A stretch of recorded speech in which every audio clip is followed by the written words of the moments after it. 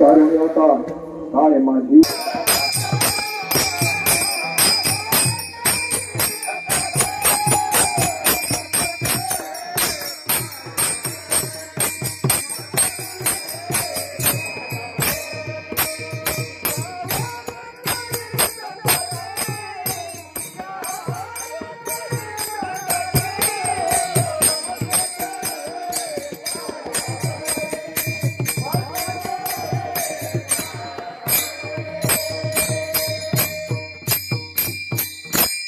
काही पायावरी या वारकरी संतांच्या या ठिकाणी या सेवेसाठी सर्वच तीनही जिल्ह्यातून वारकरी आपल्या या दिल्ली सोहळ्यामध्ये समाविष्ट झाले आहेत। त्यामध्ये अनेक गुणवंत आहेत। त्या कीर्तन वहिनी मंडळ तसेच मधुंगाचार्य गोकुळ महाराज आणि सर्वच आपल्या बरोबर आलेले वहिनी मंडळी आणि सर्वच वारकरी आपल्या बाबांच्या उज्ज्वल मार्गदर्शनाने तसेच मधुकर अण्णा यांच्या प्रेमळ आणि आपल्याला सर्वांना परमार्थ कसा करावा आणि परमार्थाला पोषक असं सर्वांना वातावरण ते तयार करीत असतात। कीर्तन करण्यासाठी प्रोत्साहित करीत असतात आणि अनेक वेळा त्यांनी आम्हाला संधी देऊन आणि कीर्तन करण्यासाठी प्रवृत्त केलं आणि त्यांच्या प्रेरणेतूनच ही कीर्तन करण्याची संधी मला मिळाली आणि त्या भगवंताची सेवा म्हणून मी आपल्यातच एक वारकरी आहे, परंतु एक भगवंताची सेवा या ठिकाणी करावी आणि हे करीत असताना आपण ज्या स्थानावरून निघालेलं आहे असं पवित्र आणि असं जागृत देवस्थान असलेलं आपलं अडबंगी नाथाचं जे स्थान आहे आणि या नाथाच्या समवेत आपण जात असताना या नाथांचं गुणगौरव किंवा त्यांच्या चरित्रावर आपण थोडस बोललं पाहिजे म्हणून या ठिकाणी हा अभंग सेवेसाठी निवडलेला आहे। हा अभंग माऊलीच्या हरिपाठातील गुरु परंपरेचा आहे आणि माऊलीने त्यांची गुरु परंपरा कशी आलेली आहे त्या गुरु परंपरेचं वर्णन या अभंगामध्ये केलेलं आहे। तर वास्तविक माऊली वारकरी संप्रदायाचा पाया आहे आणि नाथ संप्रदाय हा त्यांच्या गुरुस्थानी आहे। आता वारकरी संप्रदाय आणि नाथ संप्रदाय म्हणजे हे दोन्ही वारकरी संप्रदाय जो तयार झाला हा शिव आणि नाथ संप्रदाय या दोन संप्रदायापासून वारकरी संप्रदाय तयार झालेला आहे। ज्यांनी या वारकरी संप्रदायाचा पाया रचला ते आपली गुरु परंपरा आपल्याला सांगतात। ते एवढा मोठा आपल्या संपूर्ण महाराष्ट्रामध्ये किंवा संपूर्ण विश्वामध्ये हा वारकरी संप्रदाय आहे आणि ज्ञानेश्वर माऊलींनी जी काही ज्ञानेश्वरी दिली आणि संपूर्ण जगाला जे ज्ञान दिलं त्या ज्ञानेश्वर माऊलींनी जी वारकरी संप्रदायाचा पाया रचला ज्ञानदेवे रचिला पाया उभारिले देवालय हा वारकरी संप्रदायाचं जे देवालय एवढं मोठं उंच उभं राहिलेलं आहे त्याचा पायाच माऊली आहे आणि या पायाचंही मूळ काय आहे ते या अभंगामध्ये आपल्याला त्यांनी सांगितलेलं आहे। ज्यावेळी या अभंगाचं सुरुवात अशी आहे आदिनाथ गुरु आदिनाथापासून हा संप्रदाय आलेला आहे म्हणजे या संप्रदायाचे आद्य गुरु म्हणजे आदिनाथ आहे। या सृष्टीमध्ये कुठेही काही नव्हतं असा फक्त एक ब्रह्मतत्व त्या ठिकाणी होतं। आपल्याला हा पूर्ण इतिहास कुठून आलेला आहे ज्यावेळी या सृष्टीमध्ये कुठंच काही नव्हतं पहिले कोठेच नव्हते कोठेच नव्हते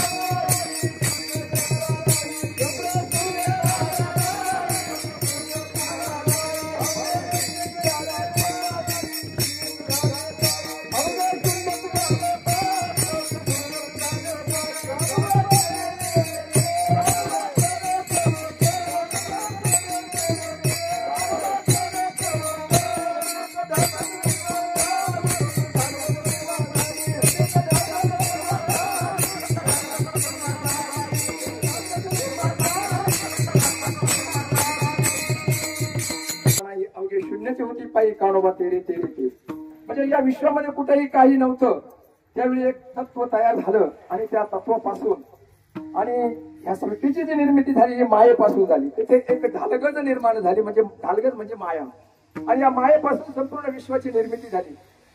मग विष्णूच्या नाभी कमळातून ब्रह्मदेवाची निर्मिती झाली. ब्रह्मदेवाने सृष्टीची रचना करण्याचं काम ब्रह्मदेवाकडे मिळालं आणि ज्यावेळी ब्रह्मदेवाकडे या सृष्टी निर्मितीचं काम आलं त्यावेळी ब्रह्मदेवाने या सृष्टीची निर्मिती करायला सुरुवात केली. आणि ज्यावेळी देवतांची निर्मिती केली त्याबरोबरच राक्षसांची देखील निर्मिती केली. आणि असा एक प्रश्न पडतो की देव जर राक्षस जर वाईट आहेत तर देव राक्षसाची निर्मिती का करतात. परंतु असं आहे आपल्या जीवनामध्ये सुद्धा फक्त जर सुखच असलं तर त्या सुखाची सुद्धा किंमत आपल्याला कळत नाही. सुखाची किंमत आपल्याला जेव्हा कळते त्यावेळी आपल्याला दुःख येतं, त्यावेळी आपल्याला सुखाची किंमत कळते. ज्यावेळी सूर्याचं ऊन लागतं त्यावेळी सावलीची गरज वाटते. तसं त्या देवतांचं महत्व वाढवण्यासाठी किंवा देवतांचं महत्व ज्यावेळी निर्माण होईल त्यावेळी राक्षस जे असतील, राक्षस असले तर देवांना महत्व राहील. म्हणून या दोघांची निर्मिती त्यावेळी ब्रह्मदेवाने केलेली आहे. या सृष्टीमध्ये असे विरोधाभास तयार केले. सुखाला दुःख, सुखाची किंमत दुःखाशिवाय नाही, देवांची किंमत राक्षसाशिवाय नाही, आणि चांगल्या माणसाची किंमत वाईट माणसं असल्याशिवाय नाही. जरी आपण परमार्थ करीत असलो तरी आपल्याला नावं ठेवणारे आहेच, आणि ते नावं ठेवतात म्हणून आपल्याला सुद्धा किंमत आहे. मी रात्री सांगितलं आपल्याला का किंमत आहे. आपण भगवंताचं नाम घेतो म्हणून आपल्याला किंमत आहे. या रस्त्याने जेवढे काही आपल्याला अन्नदान करतात हे सर्व आपण देवाचं भगवंताचं नाम घेतो म्हणून करतात. हे जर आपण नाम घेतलं नाही तर आपल्याला किंमत राहणार नाही. म्हणून जे घेत नाही आपल्याला नाव ठेवतात म्हणून आपल्याला सुद्धा किंमत आहे. म्हणून असं सुख आणि दुःख मिश्रित असं हा विश्व निर्माण त्या ब्रह्मदेवाने केलं. आणि ज्यावेळी राक्षस निर्माण केले तर ते राक्षस निर्माण केल्यानंतर पहिला शंकासुराने ते वेद सोडून नेले. त्यावेळी भगवंताने मत्स्य अवतार घेतला. म्हणजे भगवंताने हे अवतार कार्य कसं कसं झालं. भगवंताने मत्स्य अवतार घेतला आणि त्या शंकासुराचा वध केला. देव दानवांनी जेव्हा समुद्र मंथन करण्याचं ठरवलं आणि त्यावेळी कच्छ अवतार झाला. त्यानंतर जय आणि विजय हे भगवंताच्या द्वारामध्ये द्वारपाळ होते. त्या ठिकाणी त्या ऋषींचा अपमान करण्यात आला. सनत कुमार त्या ठिकाणी गेले आणि त्या सनत कुमारांचा त्यांना अडवलं आणि त्यावेळी त्या सनत कुमारांनी त्यांना राक्षस होण्याचा 3 जन्म राक्षस व्हावं लागल असा शाप दिला. आणि त्याच वेळी जय विजयने भगवंताकडून वचन घेतलं, आम्ही राक्षस होतो, आम्ही राक्षसाचे जन्म भोगतो, परंतु आम्हाला मारण्यासाठी तुम्हाला अवतार घ्यावा लागेल. म्हणून या अवताराचं प्रयोजन असं होत गेलं. त्यावेळी हिरण्याक्षाने ज्यावेळी पृथ्वीच रसातळाला चालवली त्यावेळी वराह अवतार घेऊन ती पृथ्वी वाचवली. म्हणजे 3 अवतार झाले, मत्स्य कच्छ वराह. त्याच्यानंतर भक्त प्रल्हादासाठी नरसिंह अवतार घेतला. त्यावेळी जो हिरण्यकश्यप होता त्याचा भाऊ हिरण्याक्ष मारला गेल्यानंतर त्याने भगवंता विष्णू विरुद्ध नारायणाविरुद्ध असा अत्यंत प्रचंड असं तप करून ब्रह्मदेवाकडून वर मिळवला आणि मला कुठेही मरण मिळणार नाही आणि स्वतःच्या राज्यामध्ये फक्त माझंच नाव घेतलं जावं, विष्णूची भक्ती बंद केली. आणि अशा प्रकारे त्यावेळी हिरण्यकश्यपूचा अवतार झाला तो प्रल्हादाला वाचवण्यासाठी झाला.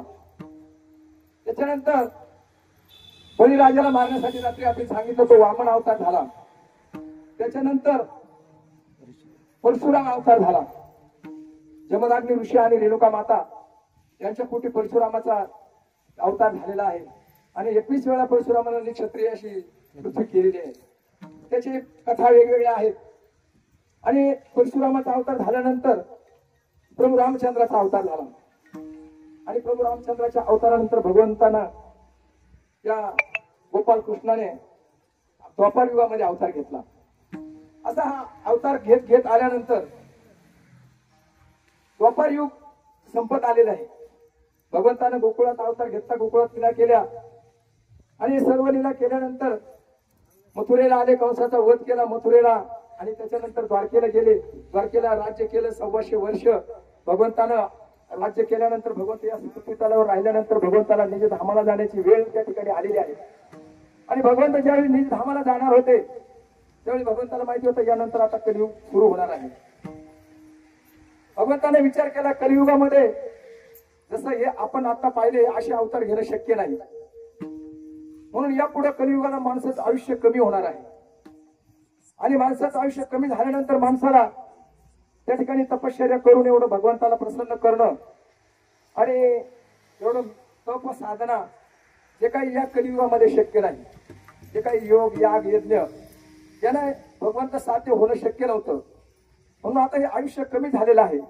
मग या जडजीवाचा उद्धार होण्यासाठी आता या कलियुगामध्ये संत रूपाने अवतार घ्यावे लागतील असं सर्वांना त्या ठिकाणी ज्यावेळी द्वापार युग संपण्याची वेळ आली, भगवंताला निज धामाची वेळ जाण्याची वेळ आल्यानंतर भगवंतानं सर्वांना बोलावलं.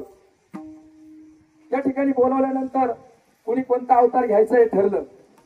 आता जशी आपण ही भगवंताची जी काही वंश परंपरा पाहिली, अवताराचे प्रकार पाहिले, अवताराची योजना पाहिल्या, तसंच त्यावेळी कवी नारायण जे होते नऊ नारायण, त्या नऊ नारायणांना त्या ठिकाणी पाचारण करण्यात आलं. आता हे नऊ नारायण कोण होते तर हे वृषभदेवाची मुलं होते. हे नऊ नारायण वृषभदेवाला 100 मुलं होते. 100 मुलापैकी 81 मुलं वेद अध्ययन करत त्यांचे आयुष्य काढत होते. 9 जण त्या ठिकाणी 9 राज्यामध्ये 9 राज्य करीत होते. आणि 10वा जो भरत होता मोठा मुलगा, त्याला या आपल्या हिंदुस्थानचं राज्य त्यावेळी त्याला राज्यगादीवर बसवण्यात आलं. तो भरत म्हणून आपल्या देशाला भारत हे नाव पडलं. आणि जे काही राहिले ते 9 ते हे 9 नारायण, कवी नारायण, हरिनारायण, प्रबुद्ध नारायण असे हे 9 नारायण त्या ठिकाणी त्या 9 नारायणांना पाचारण करण्यात आलं. आणि त्यांना सांगण्यात आलं की तुम्हाला आता पृथ्वी तलावर अवतार घ्यायचे आहेत, तर तुम्ही 9 नाथाच्या रूपाने त्या ठिकाणी या पृथ्वीवर जन्माला घ्यायचे आणि कार्य करायचं. जे काही जड जीवाचा उद्धार करण्यासाठी तुम्हाला कार्य करायचंय.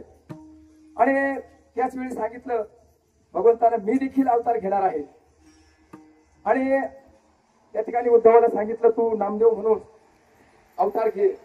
त्याच्यानंतर सर्व जे काही संत होते त्या काळचे पूज्यदाशीला सांगितलं तू जनाबाई म्हणून अवतार घे.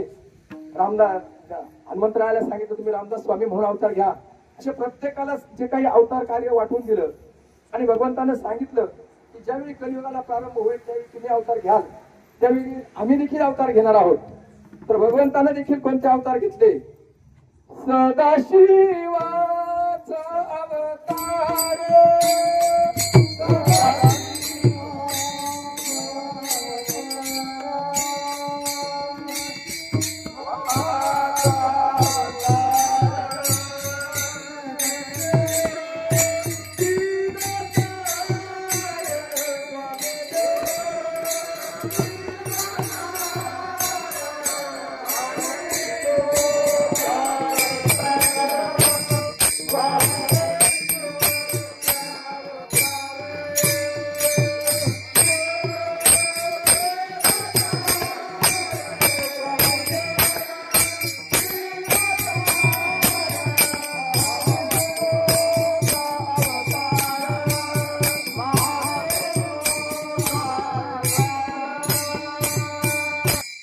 सदाशिवाचा अवतार, स्वामी निवृत्तीदाता, महाविष्णूचा अवतार, सखा माझा ज्ञानेश्वर, ब्रह्म सोपान तो झाला, भक्त आनंद वर्तला, आदिशक्ती मुक्ताबाई दाशी जणी लागे पायी.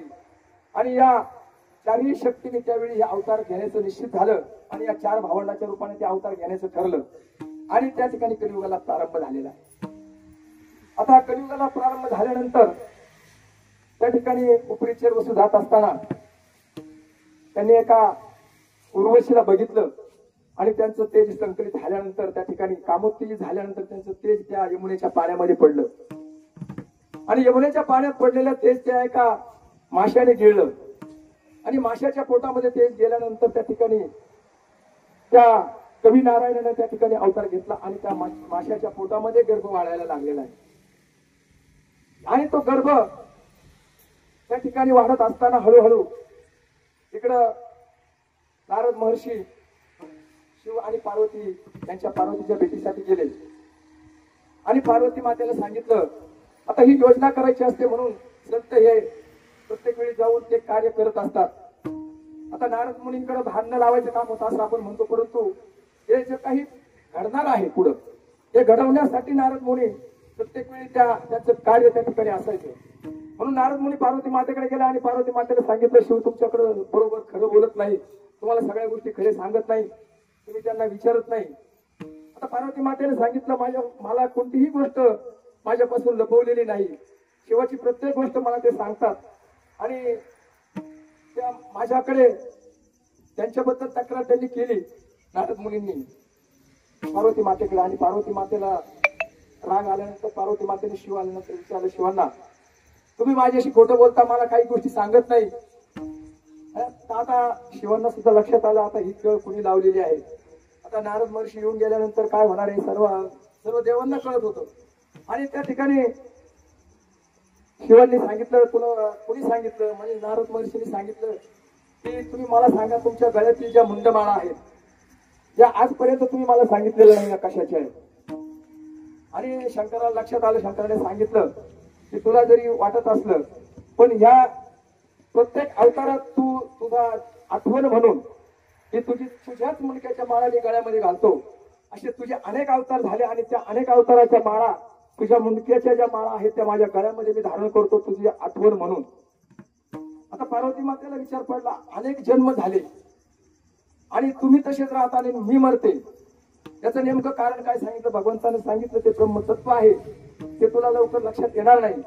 परंतु मातेला आग्रह धरला, मला हे तत्व सांगितलं पाहिजे, हे ज्ञान मला झालं पाहिजे की मनुष्य हे जे काही ब्रह्मतत्व आहे याचं ज्ञान मला झालं पाहिजे. जीव मरतो, आल्यानंतर जीवाला मरण आहे, परंतु जे काही जे शिवतत्व आहे त्याला मरण नाही, हे जे ब्रह्मतत्व आहे याला मरण नाही. हे जे तत्व मिळवण्यासाठी पार्वती मातेने आग्रह धरला आणि मला हे ज्ञान तुम्ही मला सांगितलं पाहिजे. म्हणून पार्वती माता आणि शिव त्या नंदीवर बसून यमुनेच्या त्या निवांत स्थळामध्ये त्या डोहामध्ये तिथं कडेला आले आणि हे ज्ञान सांगताना कोणी ऐकलं नाही पाहिजे अशा ते गुह्य ज्ञान सांगण्यासाठी शिव आणि पार्वती त्या ठिकाणी आलेले आहेत. आणि त्या ठिकाणी शिव त्या पार्वतीला उपदेश करीत असताना जे ब्रह्मोत्सव सांगत असताना त्या ठिकाणी ज्या माशाने जे काही ते गर्भ धारण केलेला होता त्या कवी नारायणाचा, तो मासा त्या डोहामध्ये होता आणि त्या माशाने ते गर्भामध्ये ते ज्ञान संपूर्ण ऐकलं. पार्वती मातेला ते ज्ञान सहन होत न झाल्यामुळे पार्वती मातेला झोप आली आणि पार्वती मातेनं झोपल्यानंतर ज्यावेळी शिवांनी विचारलं की मी जे सांगितलं याचं शेवट तत्व काय आहे, तर पार्वती मातेला सांगता येईना, परंतु त्या पाण्यामधून त्या माशाने सांगितलं की ब्रह्मतत्व म्हणजे सर्वत्र ब्रह्म एकच आहे, सर्व जीवामध्ये एकच ब्रह्म भरलेला आहे. आणि हे ज्ञान ज्यावेळी त्या माशाने पोटातून सांगितल्यानंतर शिवानी पाहिलं हे कोणीतरी आणि शिवानी ओळखलं हे कवी नारायण, कारण ही संपूर्ण योजना शिवांचीच होती. शिवांना सुद्धा माहिती होतं कवी नारायणाने या मच्छ्याच्या पोटामध्ये अवतार घेतलेला आहे. आणि त्यावेळी सांगितलं कवी नारायणाला की तू आता ज्यावेळी जन्म घेशील त्यावेळी तुला मोठा झाल्यानंतर दत्तप्रभूच्या मुखातून तुला मी उपदेश करू असं सांगितल्यानंतर त्या ठिकाणाहून शिव आणि पार्वती त्या ठिकाणाहून गेले. आता याच्यामध्ये या दोन कथा आहेत, ही एक मच्छ्याने ऐकलेली एक कथा आहे आणि एक हे ज्ञान सांगत असताना एका पोपटाचं अंड त्या ठिकाणी पडलं आणि ते अंड फुटलं. अंड फुटल्यानंतर ते जेवढं ज्ञान सांगेपर्यंत तेवढ्या काळामध्ये त्या अंड परत जिवंत झालं आणि त्याच्यातून एक पोपटाचं पिल्लू तयार झालं आणि त्याने देखील ते ज्ञान ऐकलं. ते ज्ञान ऐकल्यानंतर ज्यावेळी शिवानी पाहिलं की हे ज्ञान कोणीतरी चोरून ऐकलं आणि ते पाहिल्यानंतर शिवाने त्याच्या पाठीमागं त्रिशूळ सोडल्यानंतर तो जो शुक होता म्हणजे पोपट होता तो सैरावैरा धावत सुटला, कुठंतरी लपण्यासाठी जागा बघायला लागला. आणि ज्यावेळी तो जागा बघायला लागला त्यावेळी व्यासांच्या पत्नीच्या मुखामधून त्याने पोटामध्ये प्रवेश केला. आणि ह्या ज्या शुकाने जे ज्ञान ऐकलं होतं म्हणजे त्या पोपटाने जे ज्ञान ऐकलं होतं की हे सर्व मिथ्या आहे, हे सर्व मिथ्या असलेलं ज्ञान त्याने ऐकल्यानंतर तो त्या व्यासांच्या पत्नीच्या गर्भामध्ये गेल्यानंतर तिथं गर्भ वाढायला लागला. परंतु आता तो ह्या संपूर्ण ह्या आपल्या सृष्टीच्या जन्म घेणं मरणं त्याला मिथ्या असल्यामुळे तो बाहेरच यायला तयार होईना. म्हणजे ती जी कथा आहे व्यासांच्या मुलगा शुक मुनींची ती सुद्धा या कथेला जोडूनच आहे. आणि ते गर्भामध्ये असलेला तो शुक बाहेर येत नव्हता. त्यावेळी बामणाचे पोरे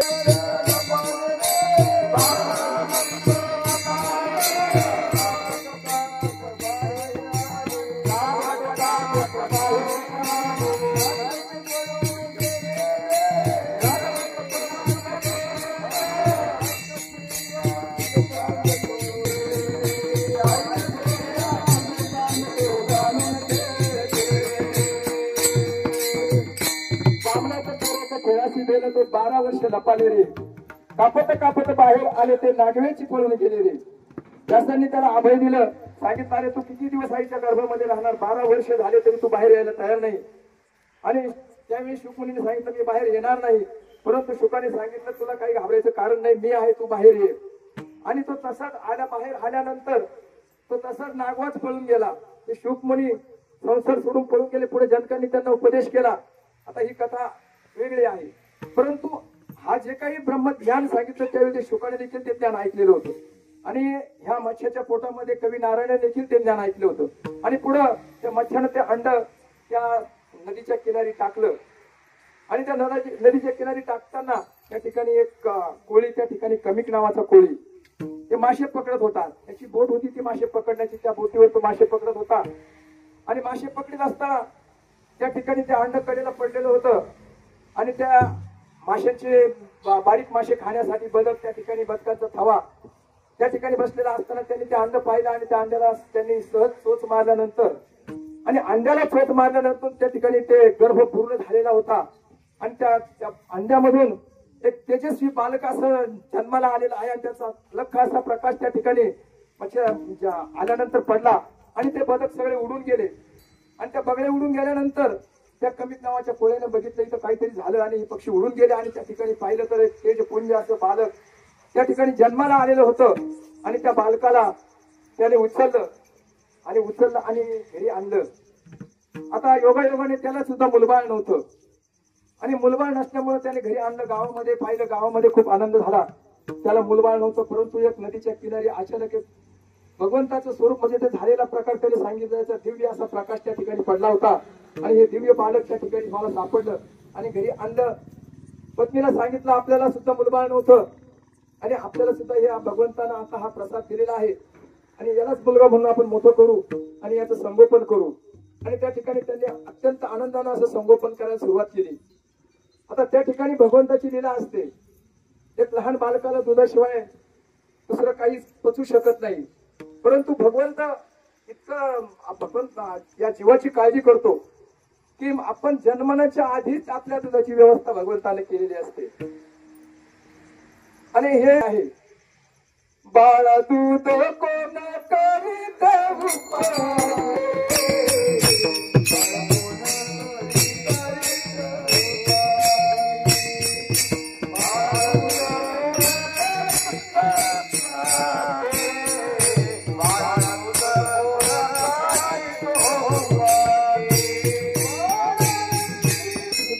केली. त्या मातेला दूध निर्माण झालं आणि त्या मातेने त्याचं संगोपन केलं. 7 वर्षाचा झाला. आणि 7 वर्षाचा झाल्यानंतर त्या मच्छिंद्रनाथाला शिवाय स्वप्न पडायला लागले. शिव त्याच्या स्वप्नामध्ये यायला लागले. आणि एक दिवस त्या वडिलांनी त्याला मासे पकडण्यासाठी गंगेवर घेऊन गेले. आणि ते मासे ते पकडायचे आणि नदीच्या किनारी त्या टोपलीमध्ये आणून टाकायचे. आणि हा बघायचा त्या माशांची तडफड त्याला पाहत नव्हती. आता जसा हा आपला जीव आहे हा भगवंताचा अंश आहे, तसाच तो मच्छिंद्रनाथ सुद्धा त्या मत्स्याच्या पोटातून जन्माला आला होता. त्याचं कुळ त्याला माहित होतं. आणि त्याला ते स्मरण त्या ठिकाणी होत होतं. आणि त्याने ते बघितलं. आणि त्या माशांची त्याला कीव यायला लागली. आणि ते मासे जर एवढे तडफडून मरतात तर तो मासे परत पाण्यात सोडायला लागला. वडिलांनी पकडून आणायचे आणि हा मासे पाण्यात नेऊन सोडायचा. असं करता करता 2 दिवस झाले तरी मासे कुठल्याही प्रकारे ते मासे त्यांना मिळत नव्हते. वडील सुद्धा वैतागले. वडिलांनी सांगितलं अरे असं जर केलं तर आपल्याला भीक मागावं लागेल, पोट भरणार कसं. त्यावेळी मच्छिंद्रनाथाने विचार केला पोट भरण्यासाठी जर एवढं पाप करायचं असेल तर त्याच्यापेक्षा भिक्षा मागितलेली चांगली. भिक्षेचं अन्न हे पवित्र अन्न आहे. आणि हे पाप करून खाण्यापेक्षा भिक्षा मागून पवित्र अन्न आपण खाल्लेलं काय वाईट आहे. म्हणून त्या ठिकाणी त्या मच्छिंद्रनाथाने रात्रीच्या वेळी आई वडिलांना सोडून त्या बद्रिकाश्रमाच्या जंगलामध्ये ते मच्छिंद्रनाथ 7-8 वर्षाच्या वयाचे मच्छिंद्रनाथ त्या जंगलामध्ये निघून गेलेले. निघून गेल्यानंतर त्या ठिकाणी फिरत फिरत फिरत ते बद्रिकाश्रमाच्या त्या मंदिराकडे गेले. आणि त्या ठिकाणी त्यांनी एक असं सुंदर जागा बघितली. आणि त्या ठिकाणी त्यांना शिवाने स्वप्नामध्ये येऊन सांगितलंच होतं की तू अंश शिवाचाच अंश आहे. तू आता तुला मी उपदेश करीन हे गर्भामध्ये सांगितलेलं त्याला सुद्धा आठवण करून दिली. आणि त्या ठिकाणी गेल्यानंतर मच्छिंद्रनाथ तपश्चर्याला बसलेले आणि मच्छिंद्रनाथाने 12 वर्ष त्या ठिकाणी तपश्चर्या केली. आणि 12 वर्षाची तपश्चर्या झाल्यानंतर त्या ठिकाणी दत्तप्रभू प्रगट झाले आणि दत्तप्रभूने शिवाला देखील आव्हान केलं. आणि शिव आणि दत्तप्रभू त्या ठिकाणी मच्छिंद्रनाथाजवळ आले. पाहिलं तर एकदम काष्टावत झालेलं शरीर, संपूर्ण वाळून गेलेलं शरीर आणि त्या अखंड नाम जप सुरू. आणि त्या ठिकाणी गेले आणि त्यांनी हाक मारली, कोण आहेस बाळा तू? मच्छिंद्रनाथ म्हणून हाक मारल्यानंतर मच्छिंद्रनाथाने डोळे उघडले आणि समोर पाहिलं तर दत्तप्रभू. आणि दत्तप्रभूला समोर पाहिल्यानंतर मच्छिंद्रनाथाच्या डोळ्यातून अश्रूच्या धारा सुरू झाल्या. आणि सांगितलं, बरोबर तुम्ही मला इतके वर्ष तुम्ही मला वाट पाहायला लावली. आतापर्यंत या जंगलामध्ये मला कोणी भेटलं नाही आणि तुम्ही आले आणि तुम्ही मला भेटले. आणि त्या ठिकाणी दत्तप्रभू त्यांना भेटले आणि त्या ठिकाणी त्यांनी शिवाने आणि दत्तप्रभूंनी त्यांना या नाथ संप्रदायाची दीक्षा त्या ठिकाणी मच्छिंद्रनाथाला दिली. आणि ती दीक्षा देत असताना शिवाने शिवाचे अस्त्र दिले. त्रिशूळ जर तुला हा शिवाचा आहे. दत्तप्रभूंनी चिमटा दिला, झोळी दिली, फावडी दिली आणि गणवेश दिला. असं संपूर्ण गणवेश नाथ संप्रदायाचा नवीन गणवेश तयार केला. आता त्या प्रत्येक गणवेशाचं प्रत्येक वेगवेगळं तत्व आहे. कारण त्या जो काही भस्म लावला जातो त्रिपुंड, त्याचं सुद्धा शिव आणि विष्णू त्या दोघांच्या गंध त्या ठिकाणी त्या नाथ संप्रदायाला आहे. आडवा गंध लावतात आणि उभा गंध देखील त्याच्यामध्ये लावतात. आणि असा तो दोन्ही संप्रदायाचा एकीकरण करून त्या ठिकाणी नाथ संप्रदाय शिव आणि दत्तप्रभूंनी तयार केला. आणि सांगितलं, तुला आता या नाथ संप्रदाय पुढे वाढवायचा आहे. आणि नाथ संप्रदाय वाढवायचा सांगितल्यानंतर आता काय करावं लागेल, तर तुला नवीन आता या कलियुगामध्ये या लोकांचं जे काही संरक्षण करायचं असेल, या जड जीवाचा उद्धार करायचा असेल किंवा धर्माचं जर समजा आपल्याला पालन करायचं असेल, कुणावर अन्याय होऊ नये, कुणाला त्रास कोणी देत असेल तर त्याला शासन करण्यासाठी आपल्या साधू संतांना जन्म घ्यावा लागतो. साधू संत काय जन्म घेतात? उद्धाराया जन जड जीवा, या जड जीवाचा उद्धार करण्यासाठी. परंतु त्यासाठी आपल्याला शक्ती सुद्धा पाहिजे. म्हणून एक नवीन असं साबरी विद्या त्या ठिकाणी तुला मिळवायची आहे, शक्ती मिळवायची आहे. साबरी विद्या म्हणजे शक्ती, की ज्या मंत्र शक्तीद्वारे जे काही पीडित लोक आहेत त्यांचे दुःख निवारण करता येतील. अशी साबरी विद्या मिळवण्यासाठी तुला आता या पुढं कार्य करायचंय. म्हणून त्या ठिकाणावरून मच्छिंद्रनाथ आता दीक्षा मिळालेली आहे. आणि दीक्षा मिळालेले मच्छिंद्रनाथ त्या ठिकाणावर निघालेले आहे आणि सप्तशृंग गडावर त्या ठिकाणी आलेले आहेत. आणि सप्तशृंग गडावर आल्यानंतर त्या ठिकाणी अंबिका मातेचं दर्शन घेतलं. आणि अंबिका मातेचं दर्शन घेतल्यानंतर त्या ठिकाणी मातेला एक अनुष्ठान त्या ठिकाणी 7 दिवसाचं मच्छिंद्रनाथाने केलं. आणि 7 दिवसाचं अनुष्ठान केल्यानंतर त्या ठिकाणी अंबिका माता त्या ठिकाणी प्रसन्न झाली. आणि प्रसन्न झाल्यानंतर म्हणजे त्या ठिकाणी माता स्वतः प्रगट झाली. अनादि निर्गुण निर्गुण प्रगट भवानी,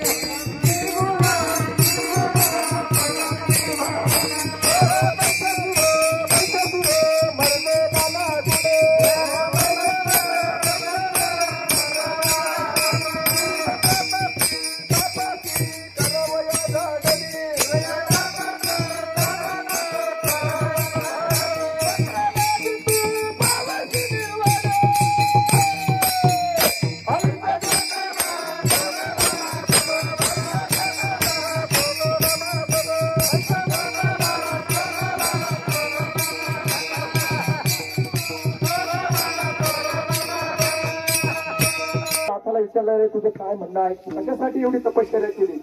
नाथाने सांगितलं, माते मला आपली मदत पाहिजे, मला साबरी विद्या मिळवायची, त्यासाठी आपल्या मदतीची मला गरज आहे. आणि त्यावेळी या विश्वामध्ये शिवतत्व आहे, शिव देव आहे, देवतांची अनेक युद्ध झाले.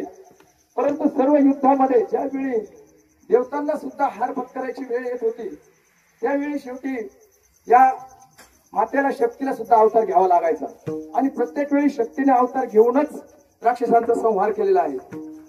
म्हणजे देवतांपेक्षाही देवापेक्षाही आदिशक्ती अधिक शक्तिमान आहे, किंवा त्या शक्तीशिवाय या विश्वामध्ये दुसरं काहीच नाही. ती शक्तीच्या भगवंताची शक्ती आहे, शिवाची जी काही आहे ती शक्तीच आहे. अशी ही शक्ती त्या ठिकाणी प्रसन्न करून घेतली आणि सांगितलं, मला तुमच्या मार्फत मला तुम्ही ही विद्या मिळवून द्या. आणि त्या ठिकाणाहून ती अंबिका माता घेऊन त्या मच्छिंद्रनाथाला मार्तंड पर्वतावर गेलेले आहे आणि मार्तंड पर्वतावर गेल्यानंतर त्या ठिकाणी नागवृक्ष निर्माण केलेला आहे मंत्राच्या साह्याने. त्या ठिकाणी नागवृक्ष निर्माण केला, दैदिप्यमान असा नागवृक्ष निर्माण केल्यानंतर त्या वृक्षावर प्रत्येक फांदीवर एक एक दैवत त्या ठिकाणी होतं. या विश्वातले जेवढे दैवत आहेत, जे काय आज आपण म्हणतो वीरभद्र, हे जे काही संपूर्ण जे काही दैवत आहेत हे त्या वृक्षावर, हनुमंतराय सर्व दैवत त्या वृक्षावर त्या ठिकाणी विराजमान होती. आणि सांगितलं या वृक्षावरील सर्व दैवत तुला प्रसन्न करून घ्यायची आणि तुला ही संपूर्ण दैवत प्रसन्न करून त्यांची शक्ती मिळवायची, त्यांच्याकडून आश्रय मिळवायचे आणि तुला या जगाचा उद्धार करायचा आहे. परंतु त्यासाठी तुला हे असं सहजासहजी होणार नाही. एवढे दैवत प्रसन्न करणं इतकं सोपं नाही. त्यासाठी तुला ब्रह्मगिरीच्या पायथ्याला अंजनेरी पर्वत आहे आणि त्या पर्वताच्या पायथ्याला एक दक्षिणेला वाहणारी अशी एक नदी आहे आणि त्या दक्षिणेला वाहणाऱ्या नदीच्या पूर्वेच बाजूला 100 कुंड आहेत. हत्तीच्या पावलाच्या मापाचे 100 कुंड त्या ठिकाणी आहेत आणि त्या 100 कुंडामध्ये तुला जायचं आहे. त्या ठिकाणी सुकलेली पांढरीची वेल, पांढरी अशी वनस्पती असते आणि त्या वनस्पतीची सुकलेली वेल म्हणजे वाळलेली वेल घ्यायची आणि त्या प्रत्येक कुंडामध्ये ती वेल टाकीत गेल्यानंतर ज्या कुंडामध्ये ती वेल सजीव होईल, ती वेल पुन्हा हिरवी होईल, त्या कुंडामध्ये तुला स्नान करायचंय आणि त्याचं जल घेऊन तुला त्या वृक्षावर शिंपण करायचंय. त्यावेळी तुला प्रत्येक वेळी एक दैवत प्रसन्न होईल. परंतु हे करीत असताना ते इतकं सोपं नाही. तुला मूर्छा येईल आणि तुला मूर्छा आल्यानंतर तुला सूर्याच्या 12 नामाचा जप तुझा अखंड सुरू ठेव आणि त्याच्यातून तुला पुन्हा शुद्ध येईल आणि प्रत्येक वेळी एक दैवत प्रसन्न करून घे. असे सर्व 6 महिन्यामध्ये त्या वृक्षावरील सर्व दैवत मच्छिंद्रनाथाने प्रसन्न करून घेतले आणि मच्छिंद्रनाथच्या ठिकाणावरून ते सर्व दैवत प्रसन्न करून पुढे या उद्धार करण्यासाठी बंगाल प्रांतामध्ये गेले. आणि बंगाल प्रांतामध्ये गेल्यानंतर त्या ठिकाणी एक सर्वोदपाल ब्राह्मण आणि सरस्वती ब्राह्मणे एक दाम्पत्य होतं आणि शिवभक्त होतं. त्यांनाही मुलबाळ नव्हतं. आता मुलबाळ नसल्यानंतर संपूर्ण संपत्ती ऐश्वर, परंतु मुलबाळ नसल्यामुळे दुःखी होतं. त्या ठिकाणी मंदिरामध्ये मच्छिंद्रनाथ थांबले आणि मच्छिंद्रनाथ थांबल्यानंतर त्या ठिकाणी त्यांनी दत्त आणि शिव त्या दोघांच्या शक्तीचा एक होम तयार केला आणि त्या होमातून विभूती तयार केली आणि ती विभूती तयार केल्यानंतर त्या ठिकाणी हे नियोजनच होतं का या ठिकाणी एक नाथ जन्माला येणार, नवीन नाथाचा जन्म होणार आणि तो भस्माच्या चिमुटीतून होणार किंवा भस्माच्या शक्तीने होणार. म्हणून ती भस्म तयार केलं आणि भिक्षा मागण्यासाठी मच्छिंद्रनाथ त्या गावामध्ये गेलेले आहे. आणि गावामध्ये गेल्यानंतर त्या ब्राह्मणाच्या दारासमोर उभे राहिल्यानंतर त्याने भिक्षांदेही मा अशी हाक मारली आणि त्या ठिकाणी ती माता त्या ठिकाणी भिक्षा घेऊन आलेली आहे. सरस्वती माता आल्यानंतर त्या मातेकडे बघितलं आणि तिच्या चेहऱ्यावरचं दुःख त्यांना दिसलं. कारण साधूला किंवा संताला आपलं दुःख सांगावं लागत नाही. आपल्याकडे पाहिल्यानंतर आपल्याला काय दुःख आहे हे साधू आपल्याला ओळखू शकतात. असं महिमा असल्यानंतर त्या ठिकाणी त्या मच्छिंद्रनाथाने त्या माऊलीला विचारलं, आपल्या संपूर्ण चांगलं वैभव आहे, सर्व आहे, ऐश्वर्य संपन्न आहात, परंतु आपल्या चेहऱ्यावर दुःख का आहे? त्यावेळी त्या सरस्वती मातेने सांगितलं, महाराज संपूर्ण ऐश्वर्य आहे, सगळं संपत्ती आहे, परंतु याचा उपयोग काय? आम्हाला मुलबाळ नाही आणि मुलबाळ नसल्यामुळे आम्हाला हे दुःख भयंकर आहे आणि त्याचा काही उपयोग नाही. त्या ठिकाणी मच्छिंद्रनाथाने आपल्या डोळीतून भस्माची मुठी काढली आणि ती भस्माची मुठी त्या सरस्वती मातेला दिल्यानंतर सांगितलं की 12 वर्षाने मी येईल आणि त्यावेळी तुला ज्या भस्माची मुठीपासून मुलगा होईल आणि 12 वर्षाने मी परत येऊन त्याला दीक्षा देईल. आता 12 वर्षांनी मी परत दीक्षा देणार आहे, परंतु मूल होणार आहे. या आनंदाने सरस्वती मातेला आनंद झालेला आहे आणि त्या मातेने ते भस्माची मुठी घेतली. आपल्या पतीलाही सांगितलं, पतीला देखील आनंद झाला. तो सुद्धा शिवभक्त होता, त्याला देखील आनंद झाला. आपल्याला मुलगा होणार आहे. आता मुलगा होणार म्हणजे ज्यांना नाही त्यांनाही दुःख आहे, ज्यांना आहे त्यांनाही दुःख आहे. आता हा प्रसंग वेगळा आहे, परंतु त्यांना आनंद झाला आणि त्या आनंदामध्ये त्यांनी त्या मातेला शेजारणीला मैत्रिणी बोलावल्या आणि झालेला प्रसंग सांगितला की नाथ संप्रदायाचे असे साधू आले आणि त्यांनी मला भस्माची मुठी दिल्यानंतर सांगितलं तुला मुलगा होईल. असं आता आपल्याकडे जरी असं एखाद्या साधू आला तसं कोणी विश्वास ठेवत नाही आणि त्यातल्या त्यात नाथ संप्रदायात विश्वास ठेवणं एवढं सोपं नसतं. कारण आजही नाथ संप्रदायाचे साधू म्हणजे महान कडक साधू असतात. त्यांनी जर शाप दिला तर अवघड असतं, म्हणून लोक सहसा नाथ संप्रदायाच्या साधूच्या नादी लागत नाही. त्याच्यामुळे त्या शेजारीने सांगितलं, तू कशाला नादी लागते, त्या साधूचं कुठं खरं असतं का, आणि तू जर घेतली तर तुला ते गोमशी करतील, तुला घेऊन जातील, तुझं पुढं तुला स्त्री करतील आणि तुझा वापर करतील, तुझ्या आयुष्याचं वाटोळ होईल. आणि असं संशय एकदा मनामध्ये सांगितल्यानंतर माणसाच्या मनामध्ये एखाद्या गोष्टीचा संशय यायला वेळच लागत नाही आणि वाईट गोष्ट लवकर लक्षात बसते माणसाच्या आणि विश्वास लवकर ठेवतो माणूस. आणि तिच्या लक्षात ज्या मैत्रिणीने सांगितल्यानंतर तिला सुद्धा भीती वाटायला लागली. 2 दिवस तिने विचार केला, घ्यावी की नाही घ्यावी, घ्यावी की नाही घ्यावी, परंतु शेवटी ती घाबरली आणि एक दिवस तिला ती भस्मची मुठी शेजारच्या गावाच्या बाहेर एका उकिरड्यावर नेऊन टाकली. आता ती भस्माची मुठी म्हणजे शिवाचं आणि दत्तप्रभूंचं तेज त्या भस्माची मुठीमध्ये होतं. आणि ती भस्माची मुठी टाकल्यानंतर शिवाला देखील स्वर्गामध्ये कैलासामध्ये कळलं, कारण ते हे शिव आणि पार्वती ह्या अवताराची वाट पाहत होते. परंतु ज्यावेळी दत्तप्रभूला हे कळलं की मच्छिंद्रनाथाने भस्माची मुठी एका स्त्रीला दिलेली आहे आणि ती स्त्रीला दिली आणि तुला मुलगा होईल आणि तो पुढे नाथ संप्रदायात एक नाथ म्हणून त्या ठिकाणी होईल, ते सांगितल्यानंतर दत्तप्रभूला सुद्धा प्रश्न पडला. त्यांनी सांगितलं, ही नाथ संप्रदायाची जी काही उत्पत्ती आहे ही स्त्री गर्भातून नाही, संपूर्ण नाथांची जन्म हे स्त्री गर्भातून झालेले नाही. आणि याने ही भस्माची मुठी दिली. परंतु शिवाने सांगितलं, काळजी करण्याचं कारण नाही, हे काही नियतीने ठरवलेलं आहे तसंच होणार आहे. म्हणून ती भस्माची मुठी टाकली. शिवाने त्या उकेड्यामध्ये त्या भस्माची मुठीचं रक्षण केलं. त्या ठिकाणी गर्भ तयार झाला आणि त्या ठिकाणी ते मूल त्या ठिकाणी वाढीला लागलं. आणि वाढीला लागल्यानंतर त्या ठिकाणी त्या गर्भाची वाढ झाली, परंतु त्या उकिरड्यामध्ये तो गर्भ वाढत होता. जन्म झालेला मुलाचा गर्भ त्या उकिरड्यामध्ये त्याच्यावरून केर पडत होता, शेर पडत होतं, शेराचा ढीग होत होता. आणि त्या ठिकाणी मच्छिंद्रनाथ मात्र निघून गेलेले आहे. पुढे जात असताना त्यांना मारुतीची भेट झाली, कारण मारुती त्या ठिकाणी त्या पाऊस सुरू झाला आणि पाऊस सुरू झाला आणि तो त्या पावसामध्ये त्या कपारीला नदीच्या किनाऱ्याला तो त्या डोंगरामध्ये आपल्यासाठी थांबण्यासाठी किंवा आपल्या निवारा म्हणून करीत होता. आणि त्यावेळी मच्छिंद्रनाथ त्याला हसले आणि सांगितलं, तू माकडच आहे, शेवटी तुला की आपलं घर कधी करावं हे सुद्धा तुला कळत नाही. आणि असं बोलल्यानंतर त्या मारुतीला राग आला त्या ठिकाणी आणि मारुतीला राग आल्यानंतर दोघांचं युद्ध त्या ठिकाणी झालं. आणि युद्ध झाल्यानंतर मारुतीने परीक्षा पाहिली. दोघंही तुल्यबळ होते. मारुती आणि शिवाचा अवतार आहे हनुमंतराया आणि हा सुद्धा शिवाचा अंश आहे. दोघंही एकमेकाला ऐकायला तयार नाही. भयंकर असं युद्ध सुरू झालं. त्यावेळी वायुदेवाने त्या ठिकाणी येऊन मध्यस्थी केली आणि सांगितलं, वायुदेवाने हनुमंतरायाला समजून सांगितलं की हा शिवाचाच अवतार आहे, याच्यात तू युद्ध करू नको, तुम्ही दोघं जण समेट करा. आणि हा अवतार जनजीवाच्या उद्धारासाठी झालेला आहे, म्हणून तू आता याच्याशी युद्ध न करता याच्याशी समेट कर. आणि त्यांचा दोघांचा समेट घातला. परंतु त्या ठिकाणी मारुतीरायाने सांगितलं, मी समेट करतो म्हणजे मी युद्ध का केलं, मी मच्छिंद्रनाथाची परीक्षा पाहिली.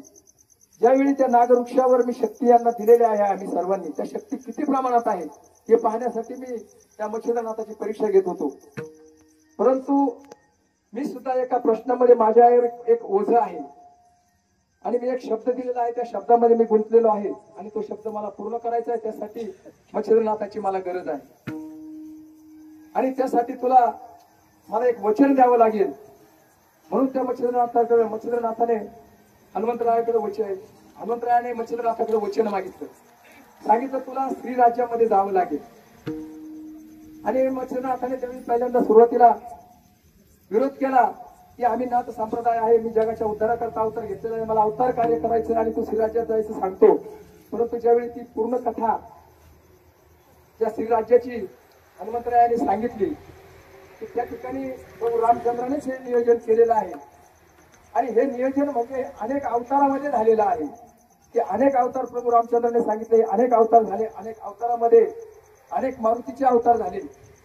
आणि या प्रत्येक वेळी त्या श्रीराज्यामध्ये मारुतीला जावं लागलं, मच्छिंद्रनाथाला यावं लागलं. आणि त्या ठिकाणी हे जे काही चाललेलं आहे हे नियतीने ठरवलेल्याप्रमाणेच होणार आहे, म्हणून तुला त्या श्रीराज्यामध्ये जावंच लागेल. आणि प्रभू रामचंद्राचं आज्ञा म्हणून त्या ठिकाणी फक्त वचन दिलं आणि मच्छिंद्रनाथ त्या ठिकाणावरून परत आपल्या तीर्थयात्रेसाठी निघालेले आहेत आणि तीर्थयात्रा करीत करीत ते हिंगळा देवीच्या दर्शनाला आले. त्या ठिकाणी भैरवाने अडवलं आणि भैरवाने अडवल्यानंतर त्या ठिकाणी भैरवांचा पराभव केला आणि हिंगळा माता प्रसन्न झाली. अशी सर्व दैवत प्रसन्न करीत करीत मच्छिंद्रनाथ निघालेले आहेत. आणि या मच्छिंद्रनाथाचं जे काही आपण आज अभंग घेतलेला आहे, आपला वेळ आता या ठिकाणी संपलेली आहे. आता यामध्ये आपल्याला जे काही प्रमाण द्यायचे ते प्रमाण देण्यासाठी सुद्धा आपल्याला वेळ अपुरा आहे. म्हणून हे जे काही अवतार जे काही झाले तर हे कुठून झाले हे त्या ठिकाणी त्या अभंगामध्ये हे प्रथम चरणामध्ये सांगितलेलं आहे की हा अवतार आलेले कुठून आहेत, ही उत्पत्ती कुठून झाली आहे, मच्छिंद्राचा जन्म कुठून झालेला आहे किंवा मच्छिंद्राला गुरु उपदेश कुठून मिळाला आहे. अभंगाचं प्रथम चरण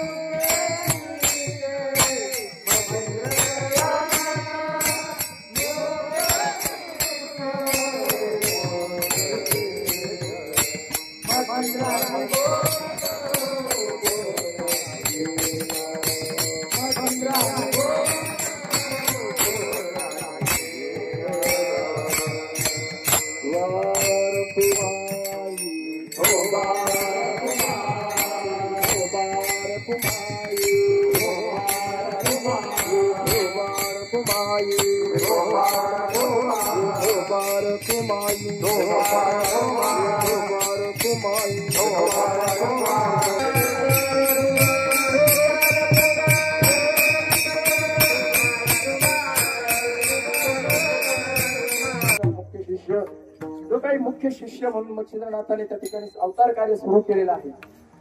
आता आपल्याला हे नाथाचं जे काही चरित्र आहे हे ह्या गतीने जर सांगितलं तर थोडंफार आपल्याला त्या चरित्रापर्यंत जाता येईल. म्हणून आपण हे गतीने सांगितलं.